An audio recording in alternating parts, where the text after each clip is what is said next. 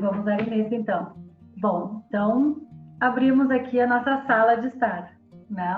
Muito obrigada por todos vocês estarem aqui conosco, os especialistas, as tentantes, nossos apoiadores e toda a nossa audiência, né? Que está aqui conosco no sábado. Hoje nós vamos, assim, falar sobre... O foco do nosso encontro hoje vão ser os inícios dos tratamentos de FIV livre de Covid. Tá? Mas antes um pouco de a gente falar sobre o nosso assunto, eu vou só complementar uma coisa que a gente já iniciou falando, que esse nosso encontro online, ele é muito especial nessa época de pandemia, como nós já falamos anteriormente, principalmente porque ele nasceu de um evento físico, né? Que a gente podia se abraçar, que a gente podia se beijar. Eu conheci a Tati e está conosco a tentante, né? A Tati Cavalcante e a Adriana Soares nos encontros lá em São Paulo, do nosso Tentantes no Físico. Foi lá que a gente olhou olho no olho, a gente se abraçou, a gente chorou, enfim. As meninas participaram do nosso podcast, né? A Tati é a próxima tentante que vai entrar no podcast na semana que vem. Vai estar disponível daqui uma semana. Tá? E a Adriana já fez um podcast lindo conosco, sobre uma rede de apoio. Então, foi através do evento físico que nós nos conhecemos e estamos aqui. Né? Então, é maravilhoso a gente estar aqui online, mas também o físico nasceu ano passado, em agosto, para aproximar todas nós tentantes. Estamos todos no mesmo barco, né, meninas? Todos vocês que estão nos escutando aqui estão passando por uma dificuldade para engravidar, né? Eu já passei por isso, eu sei o que vocês estão passando, e por isso o nosso Tentantes ele nasceu em cima da nossa experiência em Ouro Pedro, tá? Dessa caminhada difícil, dessa caminhada silenciosa, que tudo é novo, né? Desde quando a gente tem o diagnóstico de infertilidade, a gente precisa desconstruir uma história que a gente idealizou antes, e a gente precisa ressignificar muitas coisas nas nossas vidas. Então, essa caminhada, ela já é difícil, ela já é solitária, silenciosa, mas a gente precisa ter ferramentas, ter conhecimento, ter informação e buscar ajuda para que essa jornada seja um pouquinho mais leve. Então, o nosso Tentantes, ele surgiu para isso, para aproximar os especialistas, né, da gente, para a gente conseguir ter uma melhor experiência, né, do paciente. Então, é isso que a gente precisa falar no assunto, e para isso a gente está aqui hoje, para falarmos todos os pontos que nós tentantes devemos ter para reiniciar os tratamentos de fertilização in vitro, seja qual for, numa época de pandemia, né, livre de Covid-19. Esse é o nossa maior missão hoje, né? Por isso eu trouxe os especialistas, 3 da área da reprodução assistida e 2 tentantes, para conversar, para dividir experiências, sentimentos com vocês, e a parte técnica toda, que a doutora Márcia Riboldi vai falar. Ela é diretora do Genomics, vai falar sobre os testes que a gente precisa fazer, tudo sobre esse universo do Covid. A doutora Débora Farinati é psicanalista e ela vai falar sobre os aspectos emocionais também, né? Fundamentais nessa época que a gente está de espera, essas angústias todas que a gente passa, essas incertezas. E o doutor Fábio, diretamente do IVE da Espanha, né? Ele vai falar um pouco, ele dá um pouquinho à frente, né? A Espanha está um pouquinho à frente daqui do Brasil, já reiniciaram os tratamentos, ele vai falar um pouco sobre isso conosco. Então, vocês vão ter muita informação, né? A gente vai simplesmente dar um suporte positivo para ajudar vocês nesse reinício, né? Dos tratamentos, com segurança, com responsabilidade. E eu acho que é isso, a gente quer uma sociedade livre do novo coronavírus, né? Então a gente precisa fazer a nossa parte. Cada um precisa fazer a sua parte, a clínica precisa fazer a parte delas, e nós, tentantes, né, precisamos também fazer a nossa parte. Então, a gente, através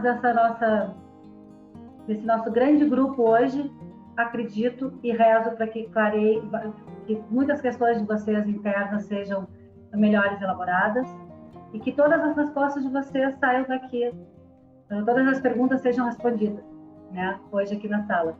Tá bem?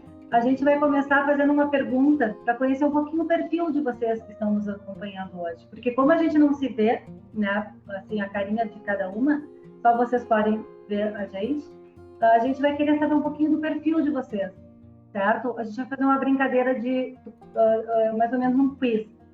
Então, a primeira pergunta vai ser: conhece o podcast Nós Tentantes Projeto de Vida? Vocês vão ter 15 segundinhos para responder, tá? As perguntas que eu vou fazendo.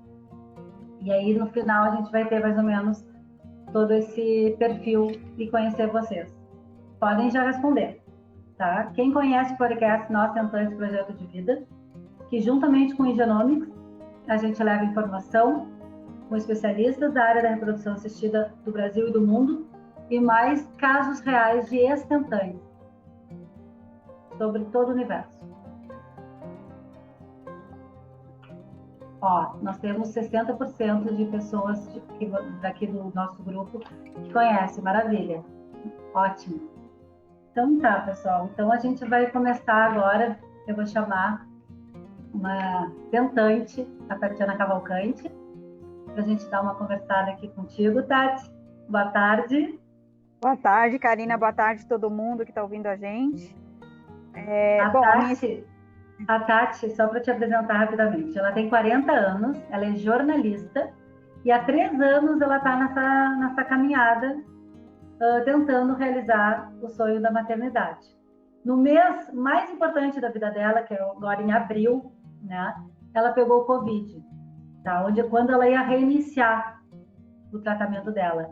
Então, a gente trouxe a Tati para dividir com vocês, né, essa história dela e os sentimentos. O que passou na tua cabecinha, Tati? No momento que tudo mudou, bem na hora que tu estava aguardando tanto. Nossa, passa um caminhão de coisas na cabeça, né?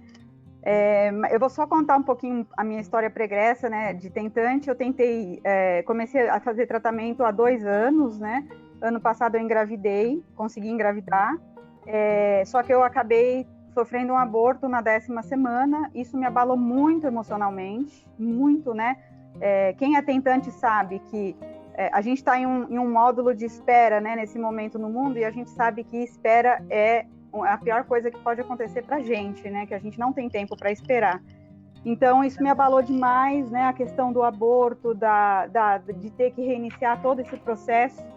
E quando finalmente o meu corpo se restabeleceu, eu consegui fazer todos os exames possíveis e imagináveis para determinar o que estava acontecendo, o motivo do aborto. Eu descobri que eu tinha um mioma, descobri que eu tinha problemas de anticoagulação, né? Então, e aí foi isso que me deixou bastante chateada, porque em fevereiro eu retirei esse mioma, em março estava tudo planejado para no fim de março, na verdade, eu ia começar, né, o tratamento.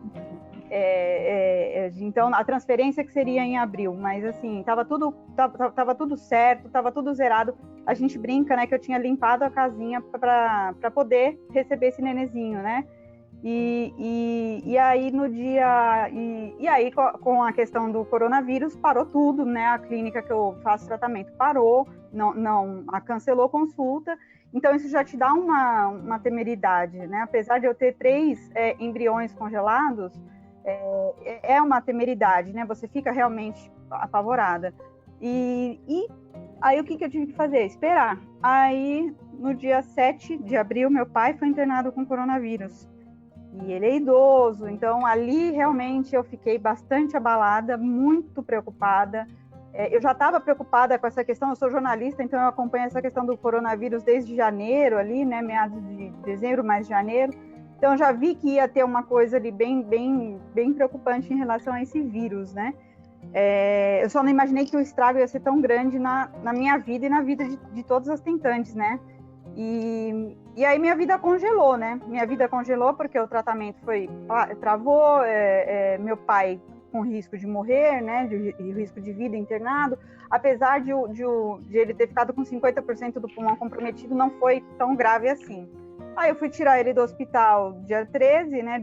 Aliás, 13 dias depois, né? Ele ficou do dia 7 ao dia 20 de abril internado. Aí eu fui tirar ele e aí eu no dia 23, né, 4 dias depois, eu que fiquei internada. Aí eu passei uma semana internada no Beneficência Portuguesa, aqui em São Paulo, né, que é o epicentro, né, dessa doença. E o meu caso foi leve, meu pulmão ficou 25% afetado, eu tive problema para respirar, eu não conseguia conversar, o meu sintoma começou todo depois que meu pai foi internado, né? Eu comecei a ter febre, eu percebi que eu tive febre, mas depois passou, e aí eu comecei a dormir demais, dormir, muitas horas. E eu lembro que um dia antes, né, aí meu pai saiu numa segunda, aí eu lembro que na terça eu trabalhei, aí eu fui dormir 9 horas da noite da terça, acordei às 3 da tarde da quarta. Nesse meio tempo, eu só consegui acordar para vomitar, e aí eu vomitei sangue, coágulos de sangue. Ali eu percebi que tinha alguma coisa errada, mas eu estava tão cansada, porque essa doença te deixa tão cansada, que eu fui dormir. Quando eu acordei, finalmente, eu fui almoçar. E eu não sabia diferenciar se eu estava comendo batata ou se eu estava comendo mandioca. A Coca-Cola estava com gosto azedo. Então, foram todos os sintomas que eu percebi. Eu falei assim, agora chegou a hora de ir para o hospital, né? Acabei ficando uma semana internada no hospital. Tive um tratamento maravilhoso, que acho que é essa humanidade que a gente precisa, né?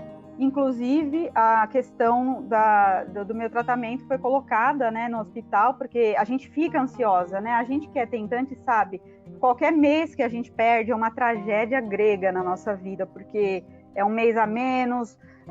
Aí eu descobri que o meu antimuleriano caiu demais. Antimuleriano é para medir a reserva ovariana, né? Então, todos esses aspectos vieram ao mesmo tempo na minha vida, né? Eu descobri que meu antimuleriano despencou em março, então eu tinha 5,1 em um ano e, de repente, eu tô com 2, né? Então, isso me deixou bastante apavorada. É um tic-tac mesmo, né? Uma corrida contra o tempo. E eu sei que eu não tenho mais muito tempo, né? E eu quero muito ser mãe biológica, é o meu sonho.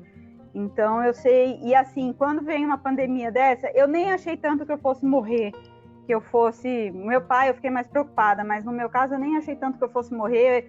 Eu consegui pegar no começo, mas a grande questão é, eu vou ter que parar mais um tempo. Isso é muito trágico, muito trágico. Essa pandemia é uma coisa assim, fora de proporção, é uma coisa impensável meses atrás. Você jamais imaginaria que estaria acontecendo o que está acontecendo hoje, o mundo parado. E assim, parar um tratamento... realmente é frustrante, né? É uma carga emocional que abala, não tem como não abalar.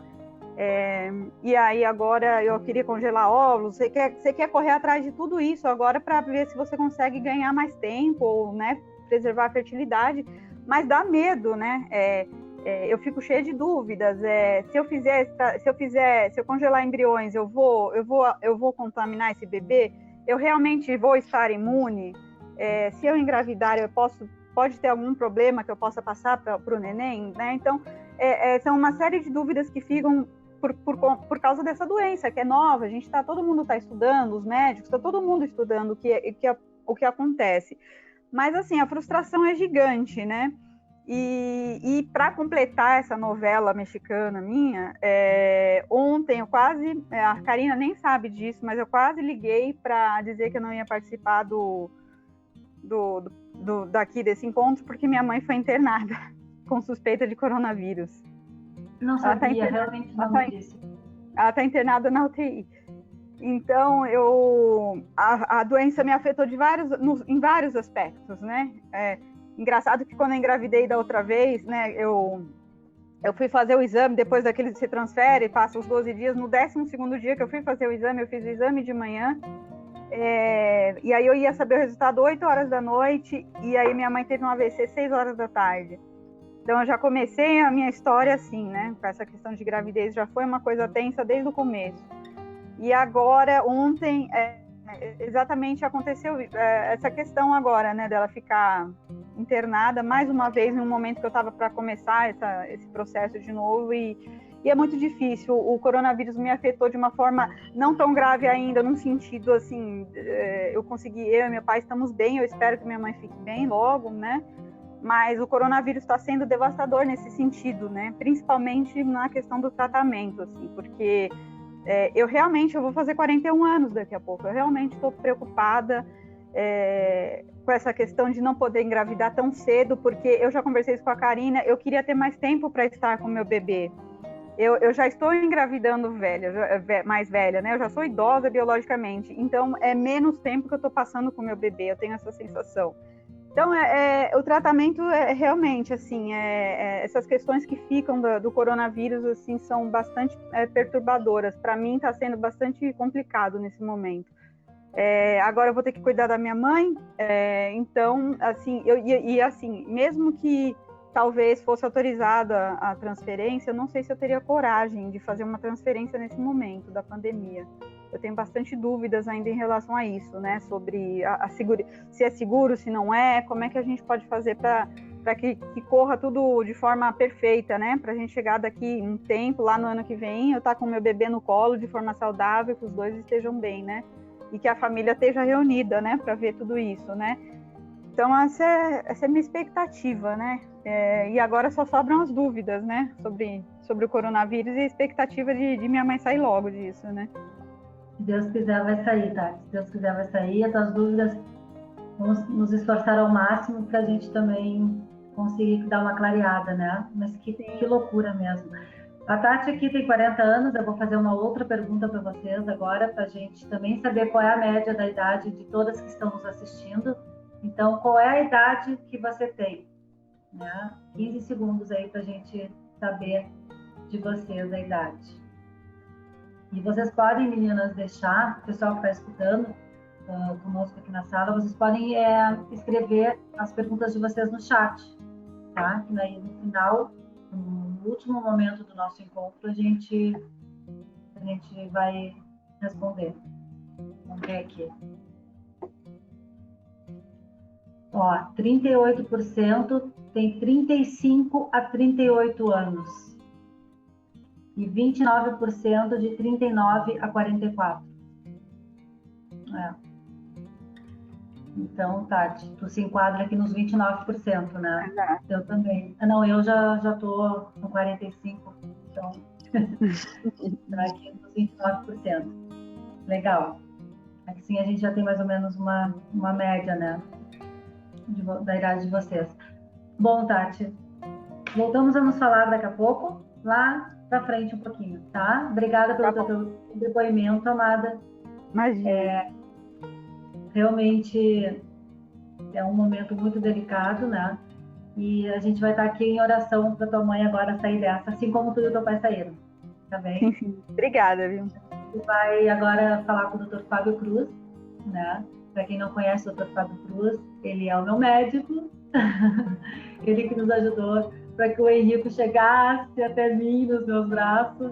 Gratidão eterna, é uma emoção aqui falar contigo, doutor, mais uma vez. Então, obrigada, médico especialista em medicina reprodutiva do IVE, Instituto Valenciano de Infertilidade, da cidade de Valência, na Espanha. E eu vou aqui, vamos conversar um pouquinho sobre como é que foi esse reinício dos tratamentos aí na Espanha, né, doutora? Uma vez que a Espanha ela já está um pouco mais adiantada nesse sentido. E quero saber um pouquinho de detalhe contigo sobre todo esse cenário que a gente está conversando aqui no nosso Tentantes Online. Claro. Bom, mais uma vez, obrigado por estar organizando esse evento tão interessante e tão importante para muita gente. Eu tinha preparado alguns slides para poder mostrar de uma maneira mais audiovisual, que mostrasse alguns dados também, para que se possa entender. Eu vou ver se eu consigo expor isso agora. Já conseguiu agora. Perfeito. Então, eu estou compartilhando a minha tela. Eu acho... Não sei, vocês estão vendo a minha tela ou estão vendo... Estamos vendo. Uhum. Agora estão vendo os slides? Estamos. Maravilha. Bom, então, assim, eu vou... Não é uma apresentação formal, tá? Eu vou tentar passar rapidamente. Essa apresentação originalmente tinha sido feita para uma reunião de médicos. Tem muita... me apresentar, que agora não vem ao caso. A Karina já o fez. E a gente quer entender o que afeta realmente o coronavírus na reprodução. A afetação ainda é muito incerta, não sabemos detalhes. Provavelmente o problema não é tanto a saúde individual da gestante que pegou o coronavírus, que isso vai passar para o bebê com certeza e vai causar uma doença no bebê, não se sabe isso, parece que não, mas é algo um pouco incerto, mas sem dúvida é um problema de saúde pública. Você vai ser afetada indiretamente pelo coronavírus de qualquer forma, seja pelo que aconteceu com a Tati agora mesmo, que foi relatado, e puxa, meus sentimentos por tudo que aconteceu, Tati, não disse isso, e quero que sua mãe melhore o mais rápido possível. E vamos ser afetados indiretamente por quê? Porque uma pessoa que está aqui, minhas pacientes que tiveram grávidas na época do lockdown 100% aqui da Espanha, elas ficaram sem poder ir para o obstetra, sem poder fazer uma revisão. Teve um sangramento e será que está tudo bem? Não sei, não dá para fazer uma ultrassonografia. Os cuidados não são os mesmos. Você dá medo de ir para o hospital, para a emergência, se está se sentindo mal, porque eu posso pegar o coronavírus, ou porque eu posso não encontrar médicos lá, porque os médicos estão saturados. Vou ser atendido por qualquer pessoa que não é um especialista no que eu preciso. Enfim, indiretamente a gente vai ser sempre muito afetado. Então a Espanha, ela entrou em estado de alarme, como eles chamam aqui, porque se fez um cálculo de responsabilidade social, onde a matemática das coisas foi o tempo que esse vírus se prolifera e se contamina, que é bastante mais rápido que a maioria dos outros vírus, a forma com que ele faz o contágio, que é também extremamente fácil, e colocar embaixo nesse denominador os recursos médicos que eu tenho, os próprios médicos, hospitais, capacidade de poder fazer isso. E fazendo essa matemática, a gente descobriu que não dava para poder deixar nas mãos da sorte, porque poderia saturar o sistema de saúde e a gente teve que fechar o país. A gente não participei de uma decisão política, claro que não, mas o país em si, a Espanha, decidiu fechar, fazer um lockdown completo, um confinamento absoluto, porque era a única maneira de evitar que isso fosse piorar. Esse gráficozinho foi tirado de hoje, foi atualizado hoje, num site que eu gosto muito, chamado Information is Beautiful. A informação é muito bonita e sempre ajuda a gente a poder entender as coisas e crescer. Se tiver a curva maior de todas, aqui vocês não vão conseguir ver, porque está tudo muito misturado, mas eu já vi esse gráfico diversas vezes. Essa curva horrível aqui de crescimento super agudo e rápido foi da Espanha. Só que depois das medidas de confinamento, ela começou a regredir mais rápida. Começou a regredir mais e já está em fase de descenso. Outras curvas com cores mais vivas, como a curva do Brasil, por exemplo, mostra um aumento que ainda está crescendo. Isso é uma coisa que preocupa, quando o Karine fala que a gente está na frente, cronologicamente mesmo, já que aqui os casos estão diminuindo bastante. Mostrando um pouquinho mais de dados, números absolutos é complicado a entender, mas no Brasil tem mais casos do que na Espanha hoje, mas tem que ver proporcionalmente para a população.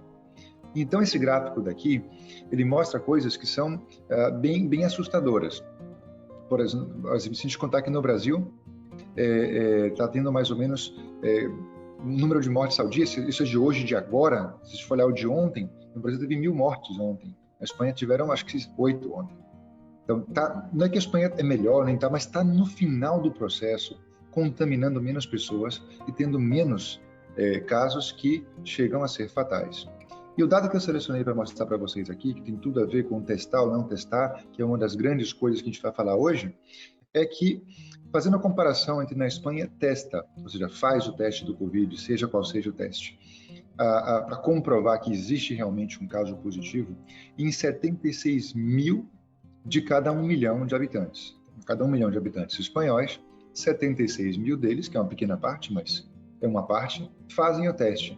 No Brasil, isso acontece em cada 4 mil por habitante. Não é número absoluto, é número por habitante, mas dá para ver que a quantidade de pessoas testadas no Brasil, ela muitíssimas vezes inferior à quantidade são quase 20 vezes menos testes do que é feito outros países vizinhos, como europeus, como a Rússia, UK, Itália, França um pouco menos, mas realmente é triste ver que no nosso Brasil a gente tem uma quantidade de testes bem pequeno, comparável à Índia, que tem também uma população absurda.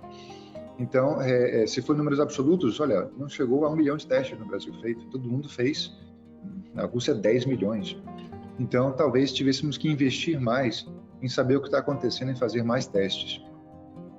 Para que a apresentação não fique muito lenta, eu vou passar super rápido por essa parte que eu preparei mais para os médicos e para as clínicas de reprodução. O que a gente fez durante o problema, durante o tempo que a gente estava fechado sem poder trabalhar? A gente tentou colocar soluções, transformar a medicina numa telemedicina, como eu já vinha conversando naquela introdução que eu fiz, de que sempre investimos na atenção ao paciente à distância, e agora isso é mais prioritário ainda. Investimos em formação, nossos mais jovens colegas foram aprender mais. Investimos em atualização para que a gente, quem já estava trabalhando com isso há muito tempo, ficar atualizado ou oferecer atualização para outros colegas. Fizemos muitos webinários, cursos e difundimos informação. Melhoramos os processos internos com muitas reuniões online, mas muitas reuniões internas para melhorar sempre aprimorar aquilo que estava faltando. Fizemos pesquisa científica, não pesquisa com paciente novo, porque a gente não podia ouvir o paciente, mas todos aqueles dados que a gente tinha acumulado ao longo de muito tempo, a gente processou os dados e começou a tirar proveito dos dados que Então, tentamos estreitar as relações com o paciente, não presencialmente, mas eu peguei o telefone e liguei para todas as minhas pacientes durante esse processo. Quem estava um pouquinho mais longe, fiz uma videoconferência. Todas as tardes eu me sentava durante 4 horas e fazia videoconferências com minhas pacientes para poder bater um papo, ver como é que tá. Às vezes não tinha nem muito o que dizer, não sabia quando, em abril, por exemplo, não tinha a menor ideia de que agora, final de maio, eu estaria trabalhando já, não sabia o que dizer quando, mas a gente vai, conversa, senta, escuta as histórias dos pacientes, vê o que está acontecendo com elas, aprende e mantém uma relação que tem que ser uma relação forte entre a gente. E adiantar um pouco o que a gente pode adiantar, fazer alguns exames. Bom, algumas pacientes moravam em países que não estavam com lockdown, elas fizeram alguns exames para adiantar, outras não puderam fazer muito, mas o que a gente pôde, a gente adiantou naquele período de exames. Algumas pacientes minhas, inclusive, lembro que algumas não, bastantes delas, que vinham fazer um processo de ovodoação aqui, onde costumamos fazer um teste de compatibilidade genética, elas fizeram um teste de compatibilidade genética que demora um tempo considerável para ficar pronto, e elas já fizeram durante o confinamento. O pessoal vai em casa, tira o sangue e adiantou um bocado de tempo. Ganhamos talvez um mês para puder realmente ter a luz verde de começar, já não tem mais nada mais para fazer, só executar. E quando começássemos, começar sem medo, sem receios, porque a gente sabe o que está fazendo. Temos uma experiência e sabemos o que tem que fazer. Ter medo é diferente de ter cuidado. Cuidado, sim, precaução sempre. Então, não ter medo, um medo desmedido, descabido, mas sim ter precaução, que sempre é o mais importante. E tentar avaliar o que talvez os nossos amigos americanos não conseguiram, e colocar a saúde em equilíbrio com a economia. A saúde é mais importante que a economia, não tem nenhuma dúvida disso, mas para os gestores, para os políticos e para quem governa um país, para quem dita as normas, eles também têm que dar importância para a economia, mas não superior jamais à saúde. Tentar encontrar um ponto de equilíbrio onde a gente possa fazer as coisas com responsabilidade e começar a fazer alguma coisa. Então, esse equilíbrio é difícil encontrar. Na Espanha, o equilíbrio foi zero economia, tudo saúde, ou seja, bloqueou tudo realmente 100% e só liberou quando a coisa estava ficando mais tranquila, que é agora. E a gente, na nossa clínica, quando recomeçou a funcionar, escolhemos um protocolo também em consonância com a mentalidade espanhola de trabalhar, ou seja, proteção 100% para todo mundo. Todo mundo da clínica, todos os trabalhadores da clínica, médicos, enfermeiras, telefonistas, biólogos, todo mundo da clínica foi testado e retestamos a cada X tempo. Agora está retestando a cada mês. Talvez no futuro esteja um pouco mais de espaço. Mas eu já fiz 2 testes negativos e todo mundo faz os testes sempre. E as pacientes também são testadas.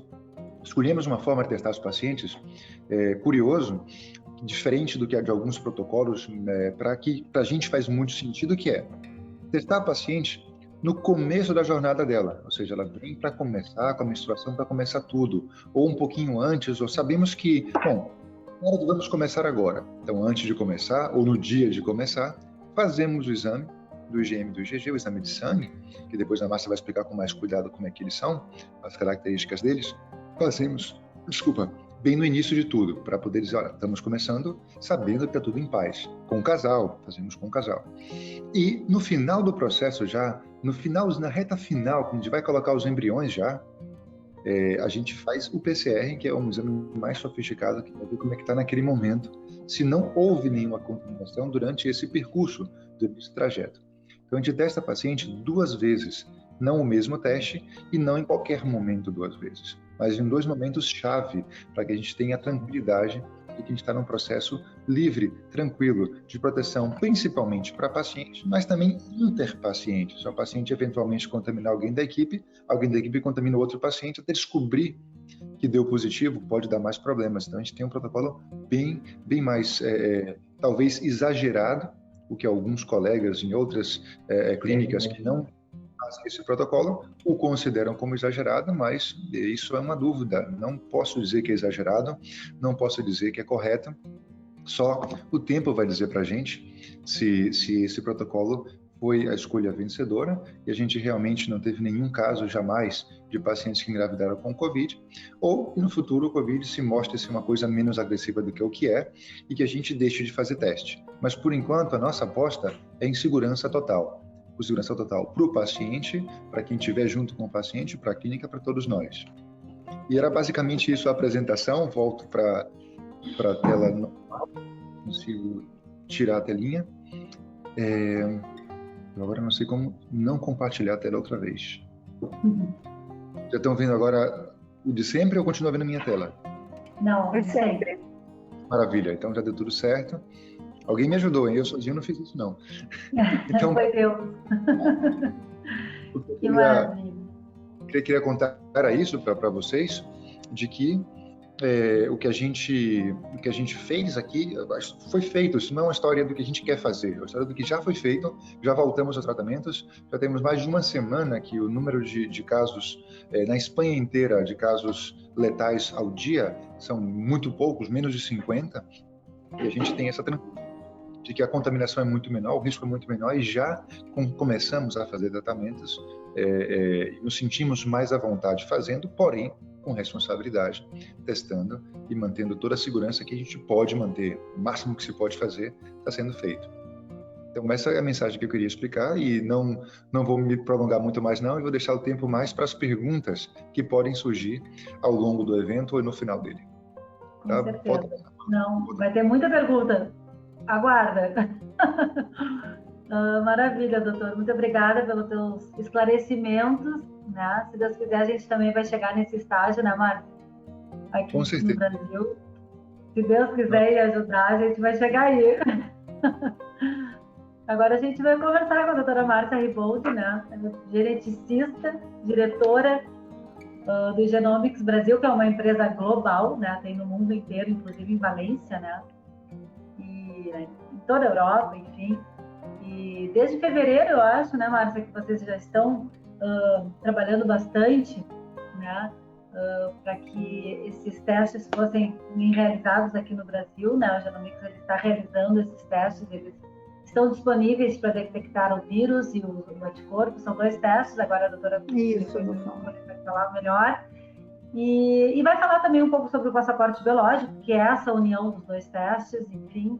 Então, fica aí contigo, Márcia, para tu nos esclarecer um pouco quando que a gente deve fazer esses testes, como é que funciona tudo isso direitinho. Então, vamos lá. Bom, boa tarde a todas, né? Todas as tentantes aí, deixando uns minutinhos dessa tarde de sábado para dividir esse tempo com a gente. E acho que hoje, né, a Tati já deu o depoimento dela, que acho que apesar de todo mundo querer estar imune, ninguém quer passar ficando no hospital, né, ou com as consequências que podem vir a surgir. Então, realmente, né, a gente está numa situação, cada um de nós aqui está numa região diferente, depois a gente também vai saber aonde vocês estão. E eu acho que antes, né, de falar de teste, da realidade que a gente está vivendo no Brasil e da realidade que o Fábio passou também para a gente, como foi e como está sendo agora na Espanha. A Espanha está num momento totalmente diferente do Brasil, né? É importante a gente pensar também aonde a gente está, aqui no Brasil localmente, porque cada região do Brasil está numa situação diferente, né? Eu estou em São Paulo, Débora e Karina estão no Rio Grande do Sul, a Tati está em São Paulo também, a Adriana está no Rio de Janeiro, o Fábio está lá do outro lado do oceano, né? E a gente sabe que norte a sul, leste a oeste, a gente tem diferentes situações. Então, né, a realidade não é a mesma para todo mundo, e eu vou mostrar para vocês um pouquinho também de como é esse vírus, porque tem muitas perguntas relacionadas, né, aos sintomas, aos não sintomas desse vírus, né? E logo eu vou comentar então para vocês um pouquinho dos testes, do passaporte e onde talvez a gente entraria. Vocês estão vendo a minha tela? Uhum. Então tá. Bom, acho que muitas de vocês já sabem, porque vieram algumas perguntas já para a gente relacionado a isso, mas é importante a gente lembrar o quê? Que uma porcentagem importante das pessoas que vão pegar esse vírus, que o vírus vai atacar, vão ser assintomáticas. O que é isso? Não vão sentir absolutamente nada, não vai mudar, né? A versão que a Tati contou dos sintomas que ela teve, essas pessoas não vão ter e vai passar como se fosse aí 1, 2, 3, 5 dias normal. Essa é uma porcentagem grande, ao redor de 30% da população que não vai estar sentindo absolutamente nada, mas que vai estar passando o vírus para todas as pessoas que ela conviver. E aí, olho nisso, que depois a gente também vai comentar sobre isso. Por outro lado, a gente tem outra grande porcentagem da população, que é ao redor de 55%, que vão ter sintomas muito leves ou moderados. E apesar, né, do que a Tati passou, a Tati é considerada dentro dessas 55% da população. Ela teve sintomas, começaram leves, aumentaram, foi para o moderado, mas ela não chegou, né, a ter aí sintomas mais graves, como outras pessoas estão tendo. Então, se a gente for ver, né, a grande maioria da população que vai pegar esse vírus ou que está com esse vírus, vão ser pessoas que talvez sintam ou passem, né, como se fosse uma gripe realmente, como se tivessem dor de cabeça, como se talvez não sentisse um pouco, né, o gosto das coisas, perdesse o paladar, sentisse um pouco de dor no corpo, mas vai passar de uma maneira rápida. E, por outro lado, então, essa porcentagem aí pequena, então, de pessoas, são as pessoas que vão ficar com sintomas mais pesados, que vão precisar de uma UTI e que vão ter maiores consequências. Pode ser que a grande maioria de nós aqui, a gente esteja dentro dessa porcentagem, 30%, 55%, onde vai passar de uma maneira leve. E o que a gente pode fazer, né? Que testes a gente pode implementar para a gente detectar se a gente está ou não com o coronavírus, porque a gente pode estar passando ele de qualquer maneira. Então, quando a gente começa, né, ou seja, pessoas que não têm sintomas, ou seja, as pessoas que têm sintomas, a gente sabe que o quê? Que até o 14º dia, a gente pode estar transmitindo esse vírus de pessoa para pessoa. E por isso que a gente fala de ficar isolado quando uma pessoa é detectada com coronavírus. Existe um teste, né, para fazer essa detecção. E depois, então, dos 14 dias que a gente passa por essa viremia que a gente chama, a gente já se transforma aí em mais de 99% dos casos imune a essa doença e é como se a gente tivesse, então, uma vacina natural contra esse vírus. Os testes que a gente tem hoje, e aí a gente fala muito, né, da palavra passaporte biológico, o que é? É um conjunto, então, de 2 testes, onde a gente consegue detectar o vírus através do PCR e depois saber se esse vírus nos deu imunidade, para a gente ter certeza, então, que a gente ultrapassou, né? Passou já por essa doença e chegou ao que a gente queria. Então, assim, hoje, esses 2 testes existem no Brasil, são os mesmos testes que o Fábio falou que fazem lá na Espanha, né? É verdade que no começo da pandemia aqui no Brasil, esses 2 testes, eles existiam talvez muito mais no Rio, em São Paulo. O volume que a gente tinha desses testes era muito pequeno, mas com o decorrer desses 2 meses, a disponibilidade desses testes no Brasil inteiro foi crescendo. Então, hoje, o teste, né, mais indicado para detectar o vírus é o chamado teste de PCR, onde a gente precisa coletar uma amostra de dentro do nariz ou da garganta para a gente fazer essa detecção. E o outro teste que a gente pode fazer, então, que é o teste de sorologia, para detectar se a gente tem imunidade, se a gente ficou com anticorpos ou não para esse vírus, é o teste, então, de ELISA, que a gente vai fazer no sangue de cada pessoa e vai ter, então, uma resposta quanto a isso. Além desses testes, a gente também tem os testes rápidos, que estão sendo bastante comentados no mercado, né? E com certeza muitos de vocês já ouviram falar. Mas, né, qual a diferença, então, entre fazer um PCR, fazer um teste de sorologia, o teste de ELISA e fazer um teste rápido?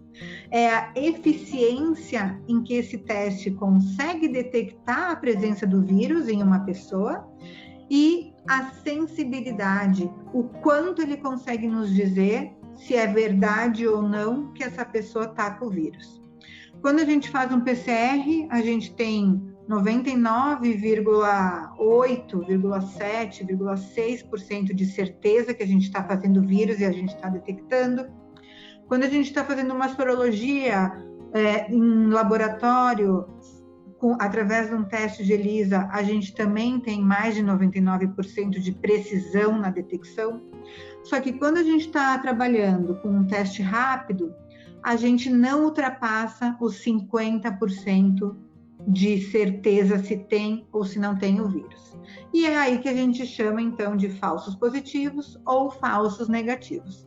Por isso que hoje a gente trabalha muito com esses termos, né? PCR, sorologia, porque são os testes que nos dão uma grande precisão. E aí, então, né, como que a gente interpreta esses resultados? Bom, se a gente tem um PCR, né, se a gente consegue realizar o PCR, a gente consegue detectar se a pessoa está com o vírus ou não naquele momento. Se a gente faz um teste de sorologia e a gente detecta a presença de uma IgG, é que a pessoa já está com imunidade. E se a gente detecta apenas, então, né, uma IgA ou uma IgM, geralmente ela aparece junto com uma IgG ou junto com o PCR, é que a pessoa está, talvez, passando, né, terminando a fase da presença e começando, então, a fase da imunidade. E aí, quando a gente recebe esses resultados, a gente pode ser, então, infectado, que é quando a gente tem o PCR positivo. A gente pode ser uma pessoa que ainda está em risco de pegar esse vírus, porque a gente tem um PCR negativo e o teste de sorologia também com os anticorpos negativo, ou a gente já está imune. E por quê? Porque a gente já teve, né, já passou por um PCR positivo, mas agora ele está negativo, e a gente tem um teste de anticorpos, então, que nos deu positivo, mostrando que a gente tem presença dessa imunidade. E aí, com isso, a gente sabe o quê? Bom, as pessoas que, por um lado, o grupo de pessoas que tem risco de contaminar e continuar contaminando todas as pessoas. E lembrem-se que eu falei lá no começo, a grande maioria desse grupo de pessoas que pode contaminar é assintomática, ou tem os sintomas muito leves, então pode ser que esteja na rua caminhando, esteja no metrô, esteja no ônibus, esteja na clínica, esteja no nosso prédio, subindo e descendo o elevador e a gente nem sabe. Então, são pessoas que a gente pode estar convivendo. Existe o grupo, né, que está em risco, que talvez aqui sejam todos nós, e eu posso contar para vocês que eu sou o grupo que está em risco, porque eu fiz o passaporte e deu totalmente negativo, e a grande chance de ter dado tudo negativo é porque eu estou em casa, isolada, desde que a pandemia começou. E eu não saio para absolutamente nada. E por outro lado, então, tem o grupo, provavelmente que seja da Tati, eu não sei se a Tati fez o teste ou não, mas é o grupo das pessoas que estão imunes já. Né? E hoje tem muita gente que brinca, eu daria tudo para ser imune, mas as pessoas que estão imunes, a chance de pegar de novo, que essa também é uma dúvida, é muito, muito, muito, muito baixa. A grande maioria das pessoas que estão imunes, elas vão ficar imunes. A gente não sabe ainda por quanto tempo, né? Isso está também sendo estudado, mas o vírus é muito novo, então pode ser durante anos ou pode ser durante a vida inteira, né? Isso também é um questionamento que a gente está fazendo e muitos grupos vão nos responder isso com certeza nos próximos meses ou no próximo ano. E diante de toda essa situação, quando a gente pensa, a gente está prestes a fazer um tratamento de reprodução assistida, a gente está prestes a fazer um estímulo, a gente está prestes a fazer uma coleta de óvulos, a gente tem que também pensar, nossa, se tudo isso acontecer. Porque como o Fábio falou, talvez hoje a gente não tenha tantos conhecimentos do que poderia acontecer com uma pessoa que está fazendo um estímulo ovariano. A gente não sabe o que poderia acontecer com uma pessoa que vai fazer uma transferência e pega o vírus. E a gente ainda tem muito pouco conhecimento do que acontece com uma paciente que está grávida, uma tentante que conseguiu engravidar. A gente sabe, de uma maneira já, né, que uma grávida, ela tem uma imunidade que é diferente das pessoas que não estão grávidas, e a gente sabe que os riscos de uma gravidez vão diminuindo conforme o tempo passa. Então, tem o primeiro trimestre, tem o segundo e tem o terceiro trimestre. O conhecimento que a gente sabe hoje é muito pouco, né? A gente sabe que o vírus já foi encontrado no sêmen, mas foi num estudo muito pequeno. Parece que foi encontrado no sêmen quando os pacientes avaliados estavam com o vírus ativo, então que tinham o PCR positivo, mas ainda não se sabe se o vírus estava no sêmen em pacientes que já tinham a imunidade, porque isso ainda não foi estudado. A gente não tem respostas ainda se o vírus chega ou não aos óvulos, né? E a gente já sabe que existem muito pouca informação sobre o vírus que afetou pacientes grávidas, né? Principalmente no final da gravidez. Então, a gente, claro que também vai depender muito da situação de onde está cada grávida, porque a gente sabe que hoje, né, a situação do Brasil mesmo é diferente. Talvez uma grávida lá no Amazonas, ela vai sofrer muito mais do que uma grávida aqui em São Paulo ou no sul do Brasil e assim sucessivamente. Então, como a gente está nesse mundo do achismo, porque eu só estou falando aqui, a gente acha isso, a gente acha aquilo, a gente acha aquilo outro, e a gente não sabe de absolutamente nada, é aí que a gente se pergunta, será que esse risco vale a pena correr ou não? E aí vem também, né, todas as permissões e as linhas que as sociedades nos colocam, dizendo o que a gente poderia e o que a gente não poderia fazer, né? Hoje, lá na Europa, lá na Espanha, eles já estão podendo transferir embriões, porque eles estão em outro, né? A curva está totalmente descendente, eles já estão, né, digamos, meses à frente da gente. A gente ainda está numa curva ascendente, então, por isso que ainda a nossa indicação é não transferir embriões, e a dúvida é se vale ou não, ou se pode ou não fazer ciclos para todo mundo, né? A gente sabe que as indicações hoje é fazer em pacientes oncológicas, porque aí realmente o tempo é muito, muito curto. A gente sabe que também tem as indicações que a gente pode fazer em pacientes com baixa reserva ou algum perfil de paciente com idade materna, né, avançada, e já talvez poderiam entrar algumas pacientes com mais de 40, 41 anos. Mas como fazer esses ciclos, né, independente da idade, independente do perfil da paciente? E como o Fábio contou que está sendo feito lá na Espanha, a gente também acredita que a melhor maneira, né, se for fazer um ciclo, é se prevenir. Por quê? Porque como a gente não sabe o que pode acontecer, ou como a gente não sabe em que momento uma tentante poderia pegar esse coronavírus, a gente precisaria, o mundo ideal seria continuar isolado. Mas nem todo mundo pode continuar isolado. A gente tem que trabalhar, a gente tem que continuar a nossa vida, enfim, né? Tem N situações. E, por outro lado, então, a gente tem que fazer os testes. Por quê? Os testes vão nos dar maior segurança de que, se eu começar um estímulo e eu souber que eu sou imune ou eu souber que eu sou negativa, o meu risco é menor. Se eu for fazer uma coleta de óvulos, e eu estou contaminada, eu estou com risco de contaminar toda a equipe, toda a clínica, todas as outras pacientes que podem vir e estar na clínica. Então, seria outro momento de também fazer, né, a testagem, antes de uma coleta. E aí até já rolou umas perguntas aqui dizendo, mas e se eu fazer, né, se eu fizer os testes antes da coleta e o meu teste der positivo? Infelizmente, o recomendado hoje é a gente cancelar o ciclo. Por quê? Porque a gente não pode colocar a tua vida em check também. Por quê? Porque a gente não sabe que sintomas essa paciente vai ter e a gente não sabe como pode, né, no momento da punção, no momento da anestesia, essa paciente responder. Queria falar alguma coisa, Fábio?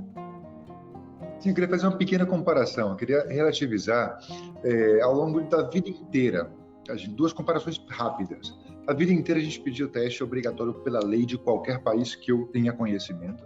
Exames de hepatite B, C, HIV, sífilis, citomegalovírus, zika, uma série de coisas que a gente faz de rotina e nunca foi nenhum problema, nunca ninguém se negou, nunca ninguém teve nenhum tipo de dificuldade para fazer o teste dessas coisas. E a chance de contaminação pelo vírus do HIV, por exemplo, é muito mais difícil do que contaminar pelo coronavírus nessa época, pela forma de contaminação que ela é e pelo estilo das pessoas que estão fazendo isso. Claro, um casal que está procurando ter um filho normalmente tem uma vida muito mais estável e uma exposição muito inferior a doenças sexualmente transmissíveis, mas testamos rotinariamente e sempre vamos testar a vida inteira. Então, assim, por que tanta dificuldade em fazer um teste para uma coisa tão mais fácil de pegar?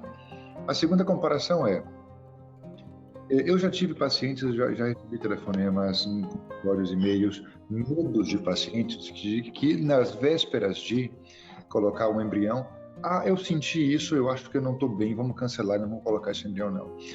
Eu estou estressada no trabalho, eu acho que não vale a pena colocar o embrião agora, não, deixamos para o mês que vem. Olha, veja bem, eu errei a medicação, eu tomei hoje 3 comprimidos em vez de 2. Vamos cancelar tudo. Coisas pequenas, não menosprezando o estresse laboral e as coisas que podem acontecer, mas coisas pequenas que já é tão delicado aquele momento de implantação para quem está fazendo, um esforço grande de fazer uma fecundação in vitro, uma doação ou o que quer que seja, que qualquer coisa pequena, eu quero eliminar da minha dificuldade de conseguir engravidar. Então, eu me vejo, hipoteticamente, uma paciente com um teste de Covid positivo e dizendo que quer colocar um embrião. Seria absurdo. Eu acho que nenhuma paciente me pediria para colocar um embrião tendo um Covid positivo, cancela-se urgentemente, porque se eu tenho medo de que uma coisa menor possa não dar certo a minha fecundação in vitro, vamos colocar o exemplo da Tati, que é considerado, do ponto de vista médio com um caso moderado. Desculpa, Tati, não diminuindo o que foi que aconteceu contigo, que foi grave, esteve no hospital durante um tempo mais, mas tinha um caso classificado como moderado. Necessitou que a pessoa ficasse no hospital uma semana, eu bem me lembro, com 25% da capacidade pulmonar, difícil, e com febre. Vem me dizer que o embrião não vai sofrer com isso e que não vai diminuir as chances de engravidar. Não estou falando não só da saúde desse bebê no final, que não sabemos o que vai acontecer, como a Márcia frisou com muita precisão. Temos, até por cronologia, temos dados de bebês que nasceram com mulheres parindo com Covid, mas não temos dados de pessoas que engravidaram com Covid nos primeiros 3 meses da gravidez, por tempo ainda de ninguém engravidar na era do Covid e ter parido 9 meses mais tarde. Não temos 9 meses de coronavírus.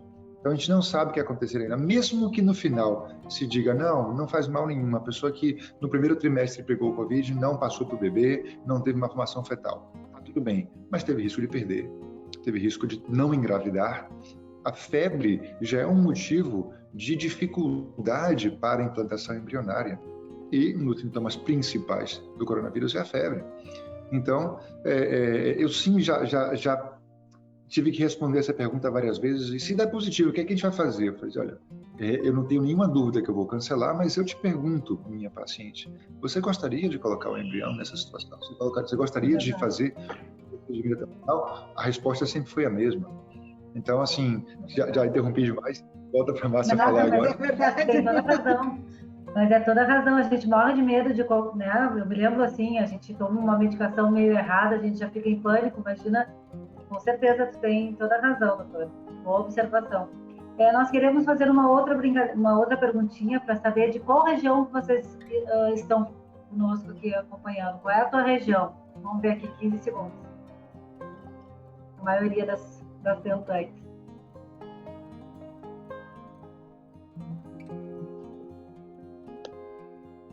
Eu arrisco dizer Sudeste, vamos ver.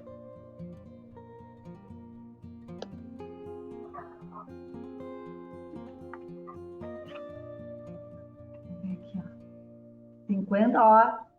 51% Sudeste, 35% aqui do Sul, ó, doutora Débora. 31% aqui, 51%, maravilha. E vou fazer uma outra pergunta que eu acho bem importante também, aproveitando aqui que nós estamos na brincadeira, saber um pouco mais de vocês. O que mais preocupa cada uma de vocês que estão conosco sobre o Covid-19?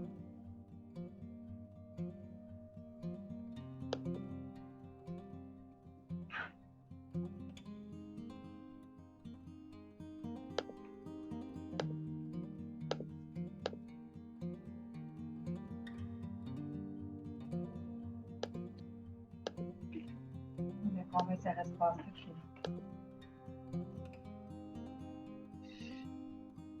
Ó, 34% das respostas que esse vírus afete a saúde do futuro bebê. E depois... 41% que não permitam a retomada do meu tratamento, primeiro. Depois que esse vírus afete a saúde do meu bebê. Perfeito.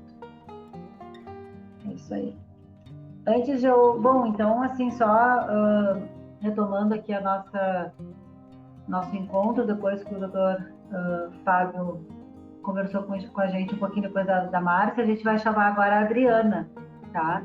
A Adriana Soares é atendante, eu falei para vocês que a gente conheceu lá em São Paulo, no presencial. A Adri, ela tem um Instagram chamado Fertilidade para Todos e ela não usa muito o termo tentante, ela usa mais engravidante, que é bem bacana, né, Adri? E tiveste o diagnóstico de infertilidade em 2019, o ano passado, depois de muito tempo sem ter esse diagnóstico, passou por 8 ginecologistas, né? E diziam, tá tudo certo, tá tudo bem. E então aí, ela defende muito uma coisa que eu também levanto muito a bandeira, que é a importância de a gente saber o momento de procurar um especialista dentro da reprodução assistida, pessoal, para a gente realmente ter um diagnóstico e começar uma jornada, né? Então conta pra gente um pouquinho, Adri, como que foi a tua jornada, porque eu acho bem importante isso. Então, eu hoje tenho 41 anos, né? Hoje eu me considero uma engravidante, porque eu desisti de me chamar de tentante. Agora eu quero engravidar. Então eu não quero mais tentar, eu quero engravidar.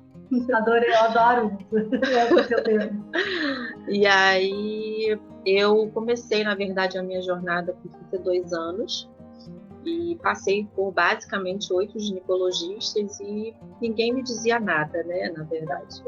Dizia só, você está ansiosa, você está preocupada, relaxa que vem, aquelas coisas que nós tentantes sabemos, né, que a gente escuta. E aí, nessa jornada, quando foi finalzinho de 2018 para 2019, eu fui surpreendida por uma pessoa muito especial na minha vida, que a gente fala que é a minha rede de apoio.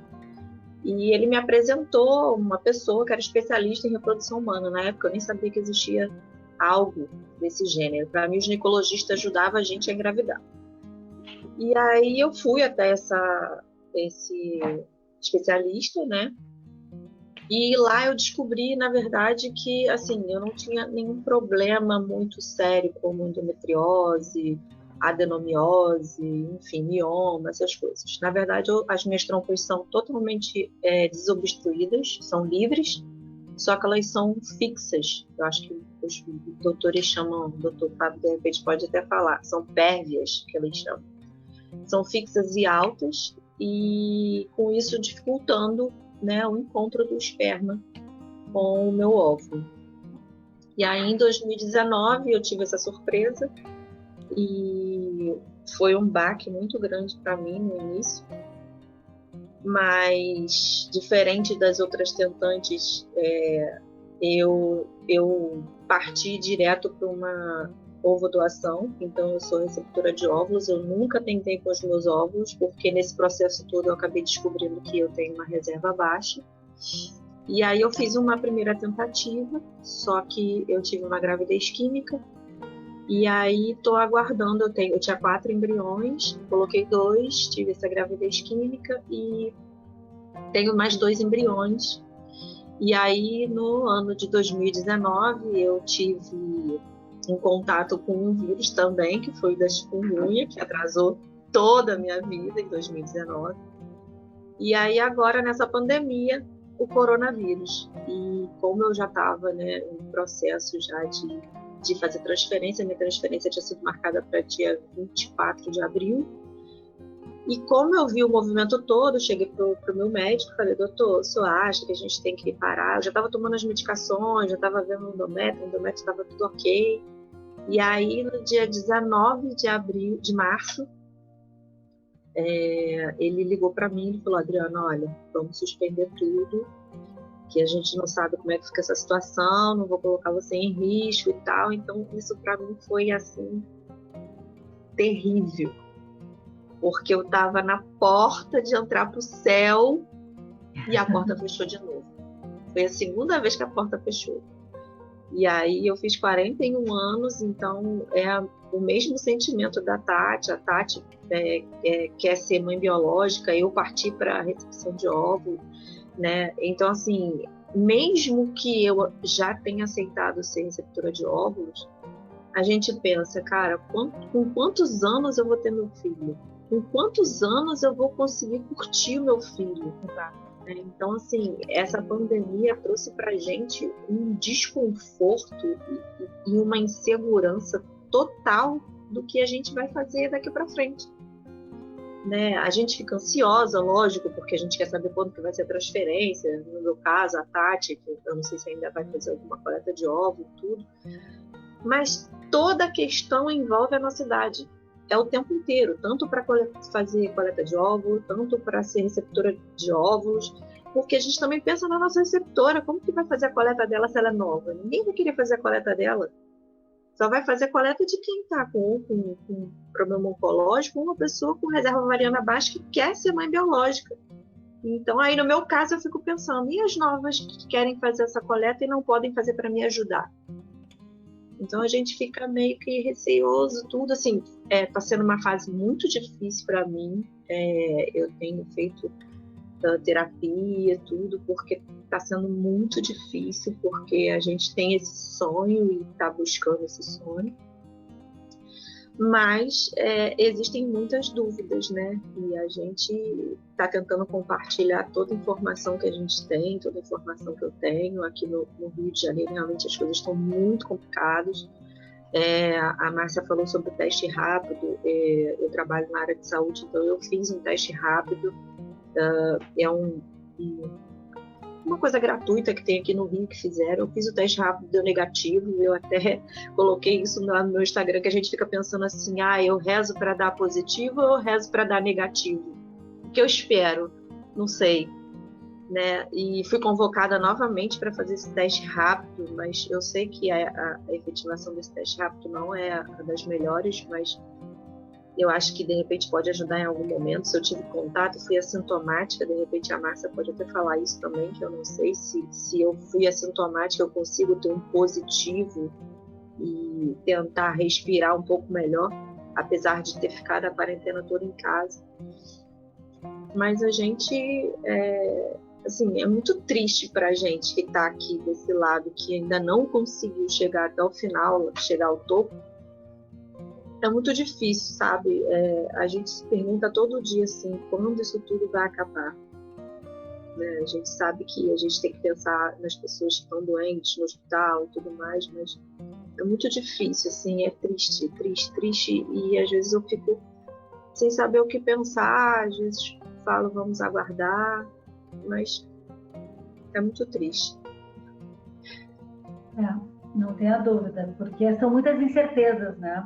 Se essa caminhada nossa ela já é difícil, imagina num compasso de espera, né? Isso a gente vai conversar com a doutora Débora em seguidinha, porque ela vai nos dar uma luz aí, né? Ninguém melhor que você, né, doutora, para nos ajudar aí nesse momento de compasso de espera, de uma angústia que a gente sente a mais, assim, mesmo já sabendo que nós somos seres humanos, que faz parte, né, essa caminhada, a gente fica mais ansiosa, mas a gente ganhou uma angústia adicional, né? Não tenha dúvida disso. Então, daqui a pouco a gente vai falar com a doutora Débora sobre esse momento, como é que a gente faz para lidar com todas essas frustrações, inclusive, né? Queria fazer uma outra pergunta que eu acho que é bem importante, tá? Quantas tentativas de FIVs vocês fizeram já? 15 segundinhos, vamos ver.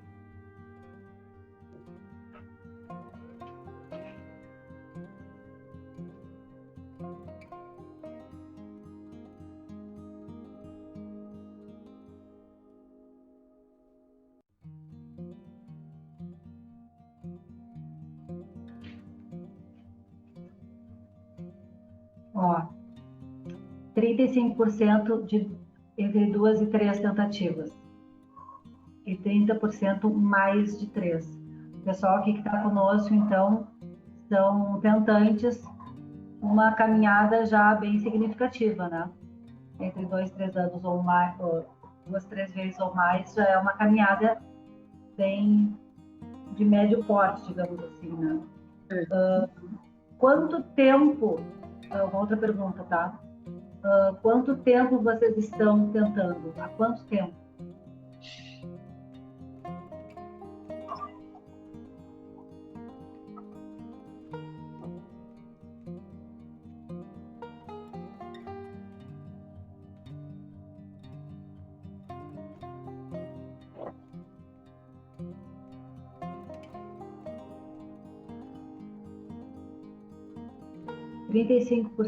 de 2 a 4 anos. 32% mais tempo, né? De 5 a 7. Tá bem parelho, então.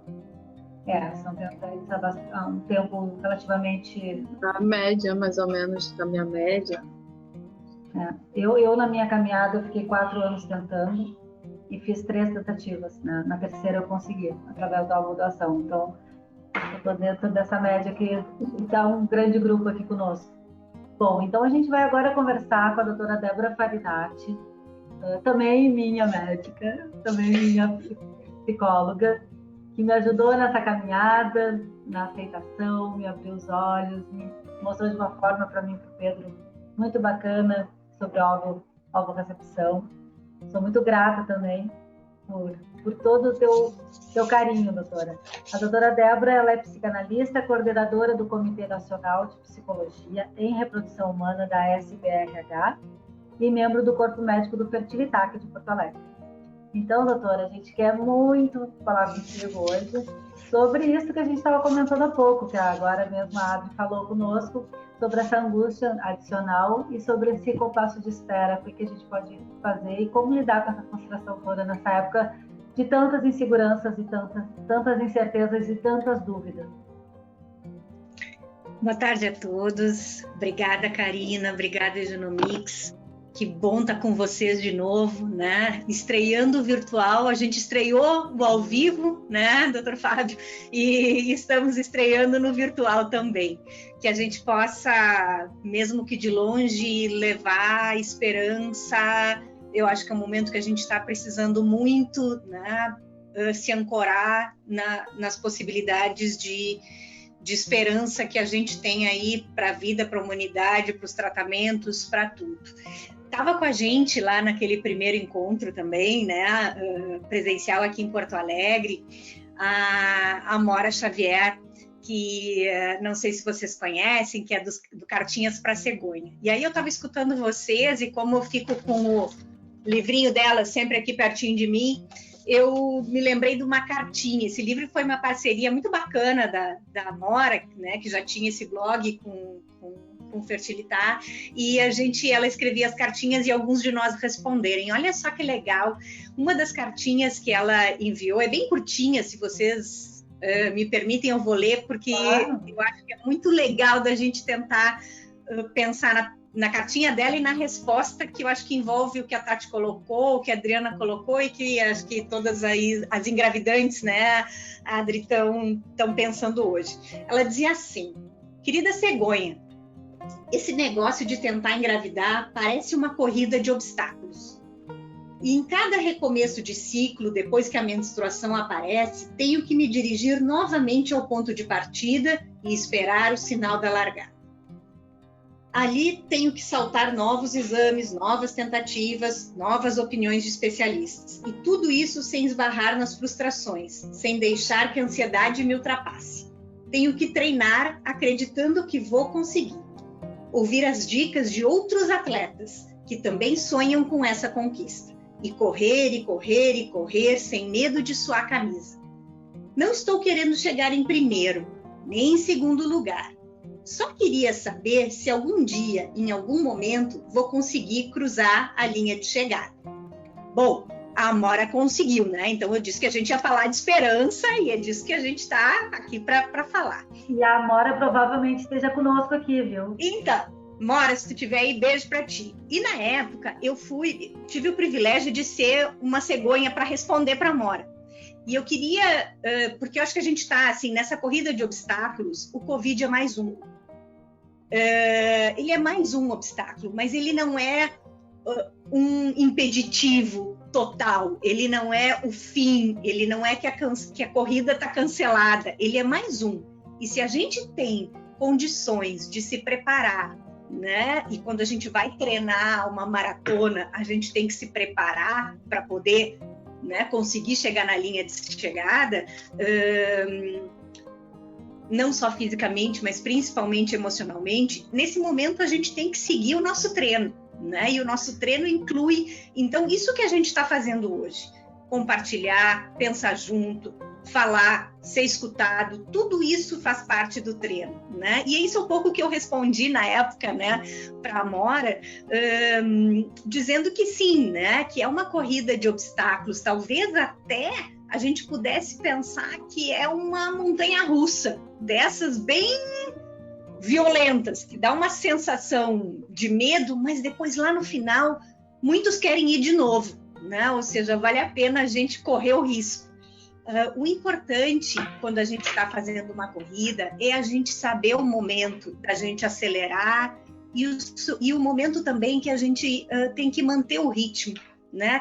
Eu não corro maratona, mas os maratonistas dizem, né, que a gente tem os momentos de dar o pique e tem aquele momento que a gente só tem que manter o ritmo para poder ganhar fôlego, para conseguir, então, chegar lá mais perto do final e conseguir dar o ritmo de novo, né? Aquela corrida final mais perto da linha de chegada. Então, eu acho que eu queria trazer essa metáfora a partir da cartinha, porque, sim, todas vocês, né, a Adri, tu colocasse, a Tati também, pedir para quem está tentando esperar é pedir uma coisa muito difícil, né? Se esperar já era difícil antes, esperar agora tem, né? E eu usei essa expressão que a Karina também colocou hoje, tem um adicional de angústia, né? De estresse, porque, na verdade, assim, se antes a gente já estava nesse compasso, reparem que ali no nosso quiz, né, Karina, todo mundo ali já está em torno de 2 a 4 anos, então isso não é pouco tempo. Cada mês é sentido como se, né, os meses é um ano quase na vida, então é um desafio.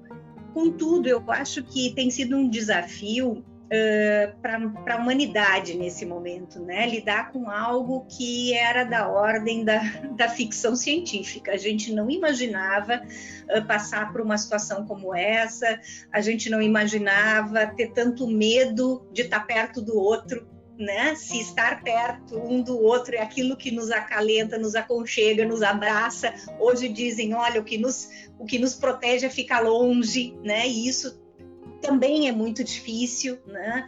Mas a gente está descobrindo maneiras, né, de se reinventar nesse momento. Eu acho que é por isso, o Dr. Fábio, lá no início, na introdução, disse isso, olha, quando nos colocam um desafio, a gente, como humano, tem uma capacidade imensa de sair correndo para tentar buscar, né, maneiras de superar. Né? E isso não é só no estudo, na ciência, na questão objetiva. A gente tem que olhar que dentro da gente também existem recursos que, às vezes, quando a gente está sob o impacto, né, o choque da dor, do medo, da angústia, quando a gente está nesse momento, a nossa capacidade de pensar, ela fica muito diminuída. Então, a gente precisa conseguir, como lá na corrida, né, ter um momento de diminuir um pouco o ritmo para voltar a conseguir pensar, e isso às vezes requer um olhar para dentro, um desacelerar, um conseguir esperar, né? Mas um esperar não é indefinidamente, não é para um nunca, é um pouco, né? Para que a gente, então, consiga acessar esses recursos que a gente tem dentro da gente, né? Para poder seguir adiante. Eu adoraria ter a varinha mágica, a palavra mágica que vai tirar todas as angústias do mundo, mas isso não existe, né? Por outro lado, eu acho que se existisse também, tiraria essa questão tão fundamental que é a singularidade de cada um de nós, né? Cada um tem o seu jeito de superar, cada um tem a sua maneira de correr, né? Então a gente não tem que colocar todo mundo, né, no mesmo saco e sair só dando conselhos aí a todos, assim, que talvez nem sirvam, né, para cada um. Acho que a gente tem que encontrar, e esse é o momento de fazer isso, né? Mais um momento de fazer isso. Eu acho que nessa trajetória, né, Karina, e tu colocasse as nossas conversas durante o teu tratamento, assim, o espaço, seja ele virtual, né, como a gente está podendo fazer agora, de poder pensar, olhar para dentro, ver onde é que essa situação toda se ancorou, porque, na verdade, assim, o que acontece? Cada pessoa está atravessando isso de uma maneira absolutamente própria, né? Tem pessoas dizendo aí, sim, a gente está no mesmo mar, eu não sei se no mesmo barco. O barco vamos dizer assim, a travessia é própria, não vai ter uma igual à outra, né? O mar, sim, nesse momento da pandemia, se a gente pudesse pensar até como as tentantes ou engravidantes também estão todas ali nesse afã, né, do desejo de filho. Mas a singularidade do momento de cada um faz com que a gente vá buscar qual é o impacto que essa situação de agora teve em mim, na minha maneira de ser, na minha personalidade. Então, pessoas que já eram mais angustiadas ficaram muito mais angustiadas. Pessoas que já têm uma capacidade, às vezes, e capacidade aqui não como valor, tá? A condição que isso é de cada um, de conseguir atravessar as coisas com mais calma, estão conseguindo driblar e ser mais criativos nesse momento. A gente tem que descobrir de que maneira essa pandemia, né, nos tocou, para que a gente possa aí, então, traçar a nossa maneira de sair, né? Estou falando das questões emocionais, obviamente, né? O mundo está aí todo unido para ver como é que a gente fica, né? A chamada do nosso encontro era livre do Covid. Tudo que a gente queria era ter a fórmula de como que a gente vai se livrar disso, e acho que daqui um pouco o remédio, a vacina vai surgir e a gente vai, né, tá num momento mais tranquilo. Mas hoje o que a gente tem que ver é viver o dia a dia das nossas saídas, né, das nossas vitórias diárias, né, em relação ao prosseguimento disso. Me surpreendeu um pouco, assim, vocês viram como... O que é? Uma das respostas, né, era maior o medo de que alguém interrompa o tratamento do que a própria possibilidade do bebê ter um problema. Claro, a gente pode pensar, nossa, não, eu entendo por que as respostas foram assim. É que o desejo, quando a gente quer algo, é tão intenso, tão premente, que a gente está disposta a tudo para realizar, que a gente, às vezes, não consegue pensar até na gravidade de uma possível consequência lá adiante. Por isso é tão importante estar junto com o médico, mesmo que quando as consultas e os tratamentos estão suspensos, não está suspensa a proximidade com a clínica e com o médico. E com o psicólogo, e com o enfermeiro, enfim, e com o geneticista, com quem está na clínica, porque vai trazendo, vai ajudando a elaborar o passo a passo. É um adiamento, não é o fim da caminhada. É um tempo penoso da gente passar, mas ele não é definitivo. Então, acho que isso é uma das coisas que a gente precisa ter muito em mente, porque a gente está, como lá na maratona da cartinha da Mora, a gente precisa ocupar esse tempo, né, para nos prepararmos ainda mais. Imaginem assim, liberou mais ou menos, mas ainda está cheio de Covid, está cheio de 1000 mortes por dia, e aí eu vou começar o meu tratamento. Como é que eu vou começar o meu tratamento? Eu estou falando só do ponto de vista emocional agora, nesse momento.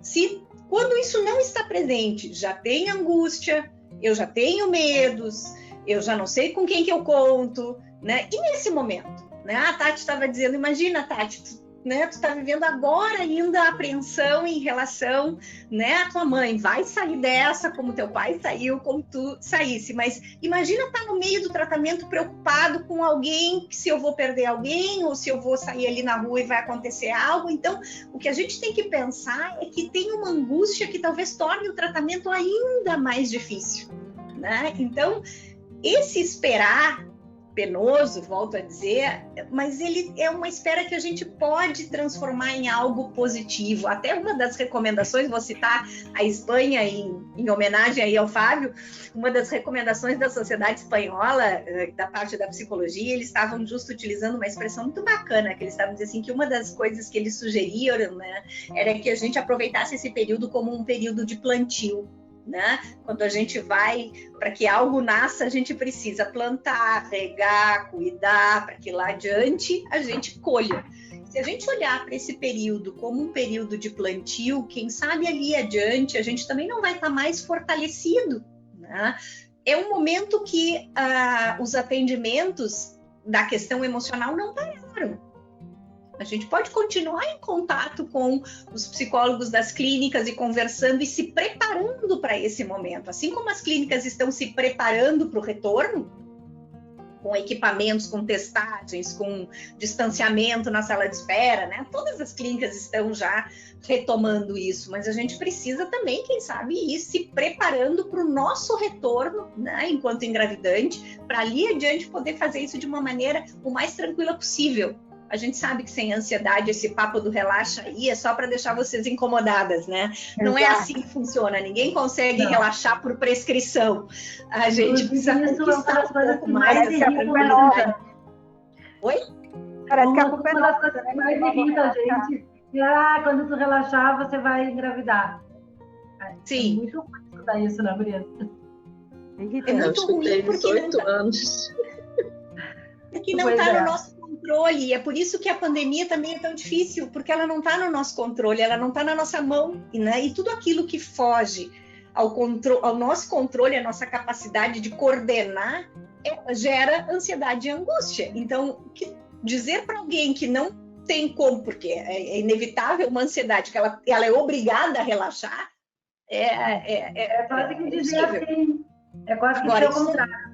Mas isso não quer dizer, né, Karina, que a gente não possa ir melhor, que a gente não possa estar tendo melhores ferramentas para lidar com o que a gente sente, com os medos, com as ansiedades. Sim, existem instrumentos e eles estão dentro da gente. Né? Então, as conversas, os espaços de fala e de escuta, né, com psicólogo, psicanalista, com amigo, com a rede de apoio, com o médico, eles são fundamentais para a gente construir a saída para esse momento. Eu acho que eu vou parando por aqui, porque senão eu falo a tarde toda, e aí tem bastante perguntas, né? Eu posso retomar depois. Eu quero fazer uma outra pergunta aqui da nossa brincadeira aqui, para a gente se conhecer. Qual é a forma de gerar amor que você está passando, ou você passou, enfim? 15 segundinhos.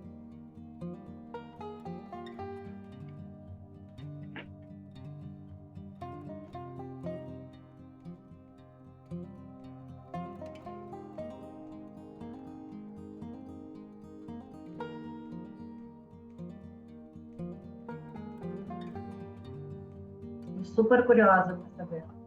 Gurias, 50% ovo recepção, metade de quem está nos assistindo.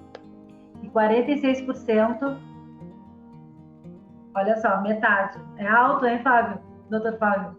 Metade das tentantes que estão conosco aqui. Eu imagino que isso seja, de alguma forma, quem passa por inseminação costuma ser o passo de entrada no mundo da reprodução assistida. São pacientes que, sem querer julgar ninguém, sofreram menos e não procuram se informar tanto como quem passa pela segunda, terceira fecundação in vitro, quem passa por uma doação de óvulos, que muitas já passaram por uma fecundação in vitro, ou pelo menos por várias consultas e opiniões.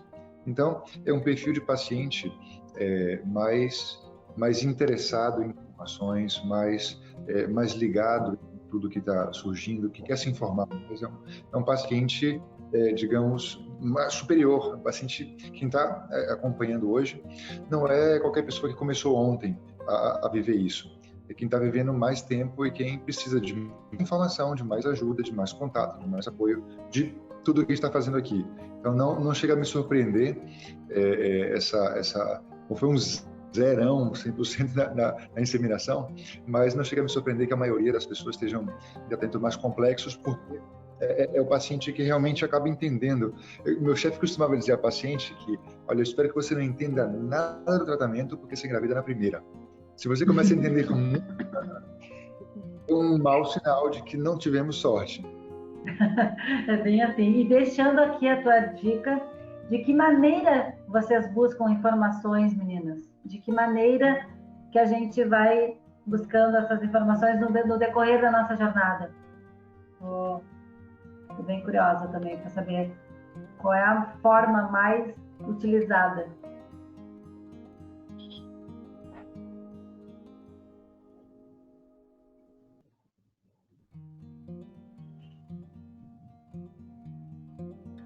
%, sites especializados, 35% Instagram e Facebook e 20% Google.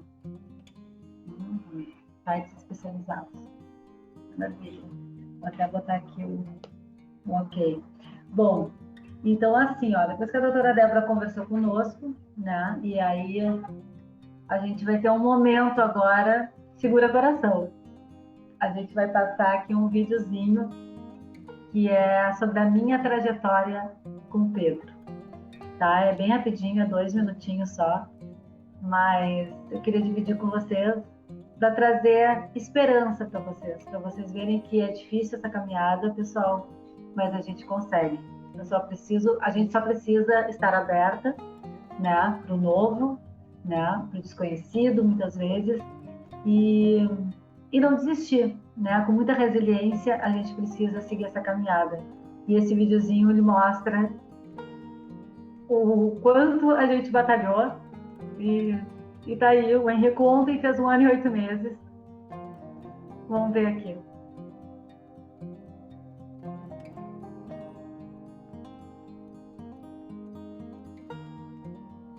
Tá sem som.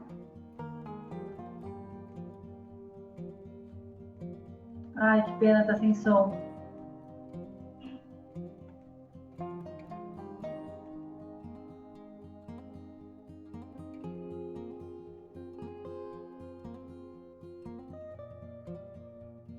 Será que não tem como botar o som, Sirlene?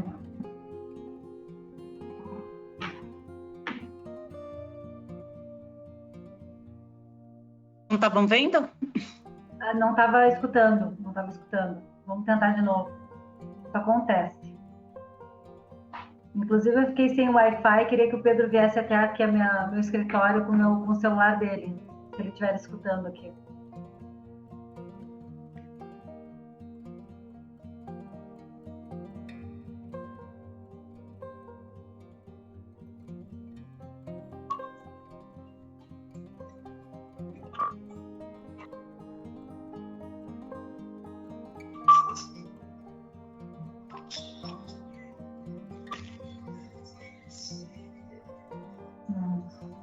Pena, não está dando para escutar.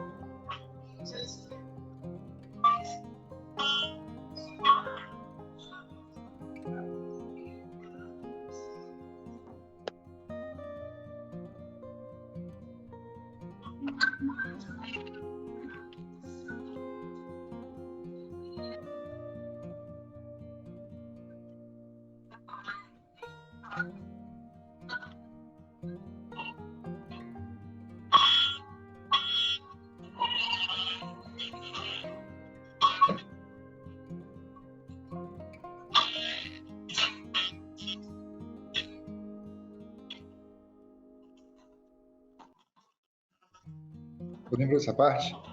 Ai, olha a tua aí, Fábio. Olha a tua aí.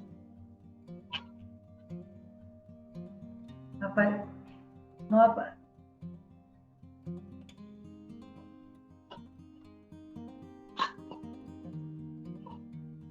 Esse é o momento que eu fiquei sabendo que estava grávida.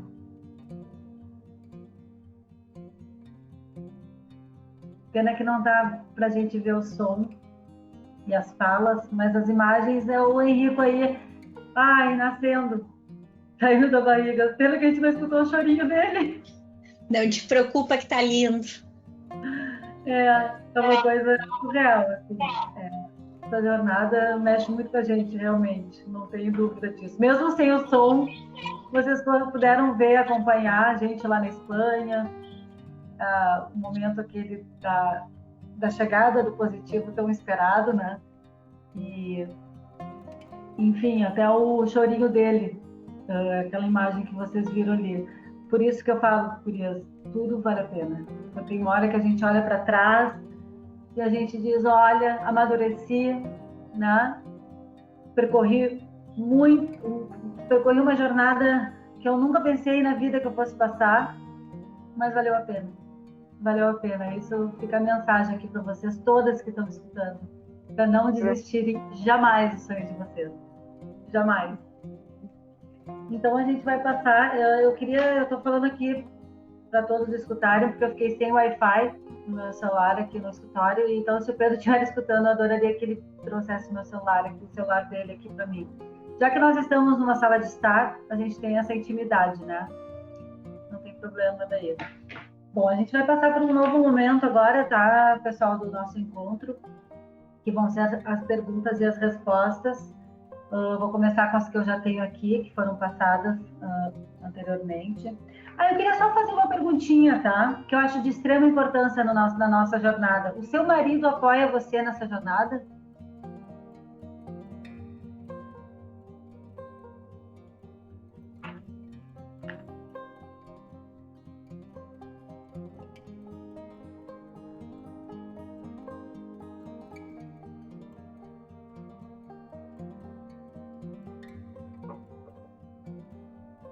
85% sim, muito. Isso para mim é uma das coisas mais importantes, é a gente chamar o nosso marido, o nosso companheiro, a nossa companheira, enfim, para nossa jornada, né, Gurias? É tão importante porque essa caminhada é do casal, né? E se a gente tem o apoio do marido, como essa jornada se torna mais leve, né, doutora Débora? Como isso é importante e faz toda a diferença, né? Parece assim que... Claro, Karina, se tu me permite, assim, até eu acho que é muito importante que a gente não é só conte com o apoio do marido, ele é parte, né? E se por um lado a gente imagina assim que, né, claro, os tratamentos, a invasividade da questão clínica, ela está sobre o corpo da mulher e, portanto, né, o peso, costumo dizer assim, o peso é mais fácil, né, para o homem do que para a mulher. Isso é uma coisa que se diz com muita frequência e que a gente tem que poder questionar. Não é que seja tão mais fácil para quem quer ser o desejo de ser pai, né, pode ser tão intenso quanto o desejo de ser mãe, né? Ou às vezes o desejo tem situações onde tem, já te dou a palavra, quando o desejo de ser pai, às vezes em algumas situações ele está até mais evidente. Tem casais onde a mulher está indo porque eu nem queria tanto, mas para ele é tão importante ser pai,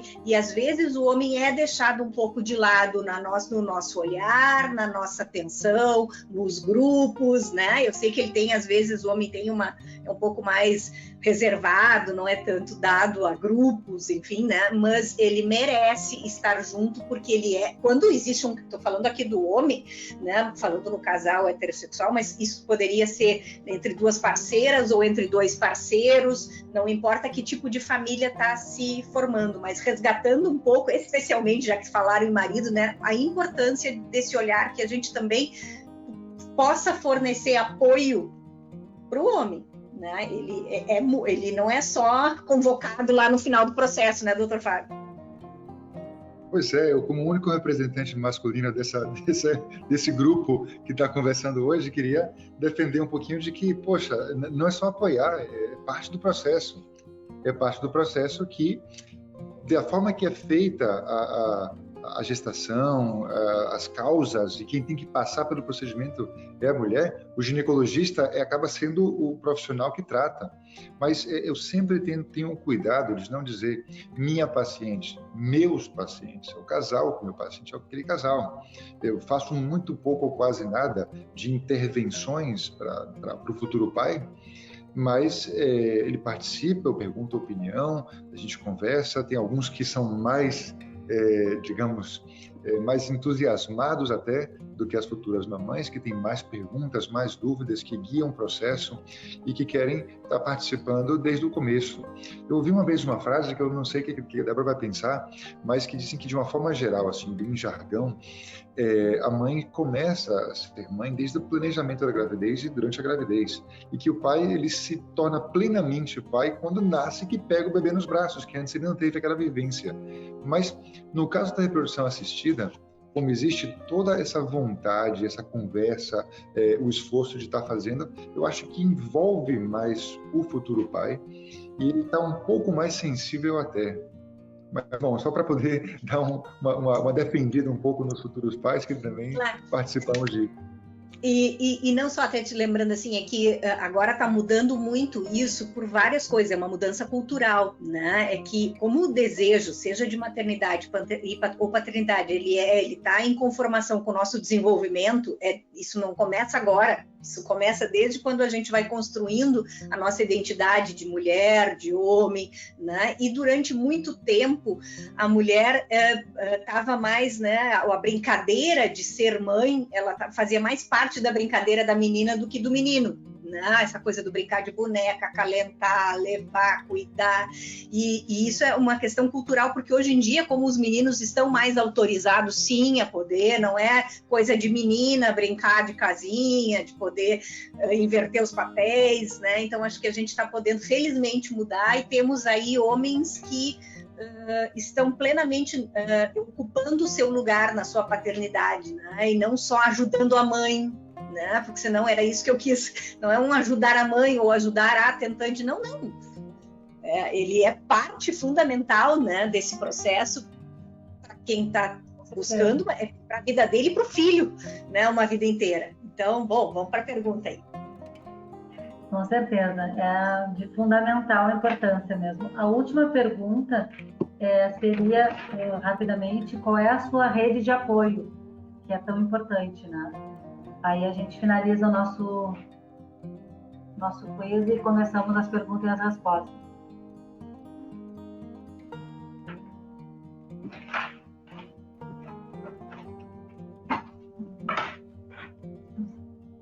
Isso lá.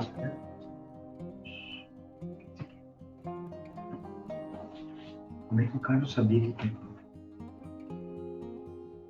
Ó, 34% minha família. Que bacana, que bacana. É muito importante também a família.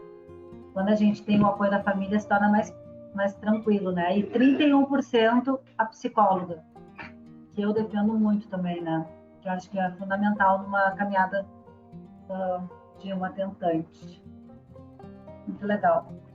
E a rede de apoio pode ser tudo isso, né, Karina? Tinha que ser múltipla escolha. Amigos, Pode ser um família. mix, né? Pode ser um mix, que é o ideal, né, doutora? O ideal é Sim. isso, né? É o mix todo, né? Mas a gente estava com curiosidade para saber pontualmente, mas o mix é o ideal, não tenho dúvida.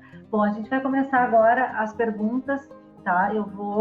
Tem algumas perguntas que já estão sendo respondidas lá no chat, e eu vou fazer uma pergunta agora. Sabemos que algumas brasileiras, assim como eu, né, falaram, fazem o tratamento de ovorecepção na Espanha. Perante a pandemia, a ida está muito incerta, devido ao voo longo e o risco de contágio. O ideal é esperar sair a vacina para embarcar. Acho que o Dr. Fábio pode brevemente responder essa pergunta para a Daniela. Sem dúvida, Daniela, e quem tiver mais dúvidas sobre isso, assim, primeiro desmistificar a questão da vacina. Não sabemos quando e se um dia teremos uma vacina. Assim, é uma coisa que vão trabalhar duro para isso, mas não é necessário a vacina para que a gente deixe de temer essa situação. Tem que tentar ter uma visão bidimensional de tudo isso.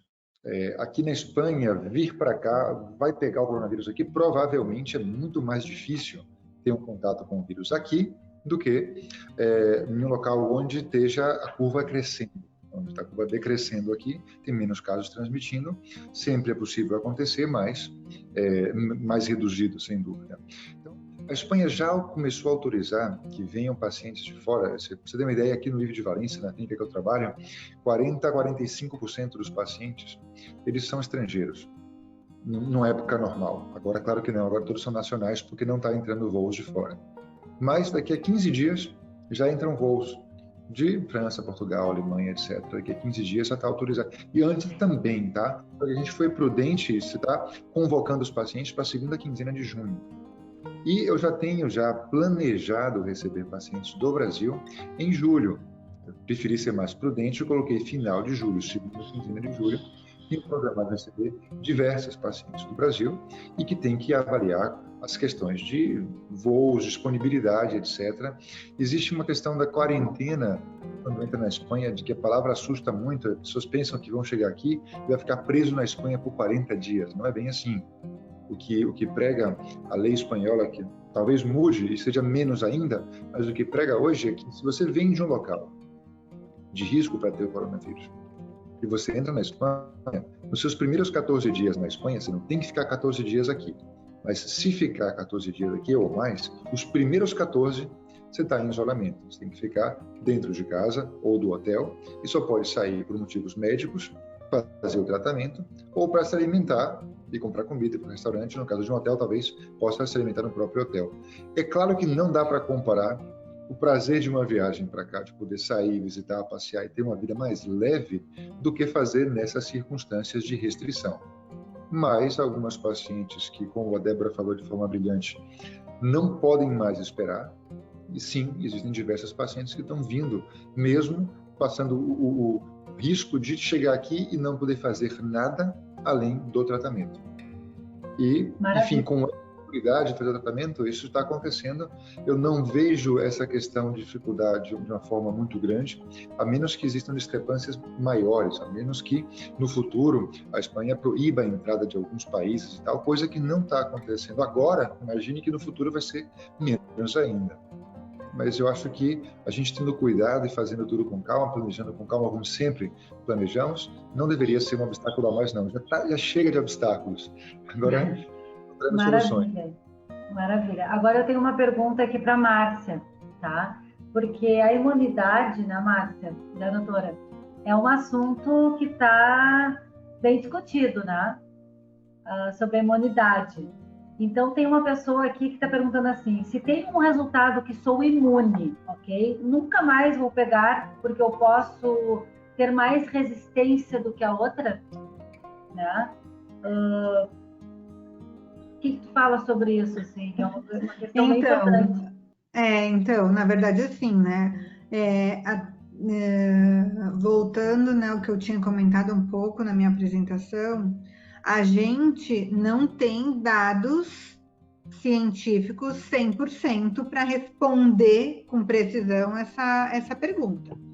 A gente hoje está levando em conta a imunidade do coronavírus como outros vírus respiratórios, né, reagiram, e a gente tem, então, esse conhecimento.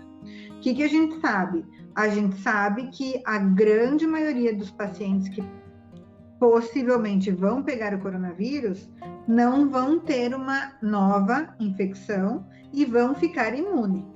Mas também há relatos, né, de uma minoria, uma porcentagem muito baixa hoje, de pacientes que acabaram pegando novamente, e aí existem várias possibilidades, né? Poderia ser por causa da imunidade da pessoa, e ao mesmo tempo poderia ser por causa da diversidade do vírus. Então, né? E isso a gente não tem 100%.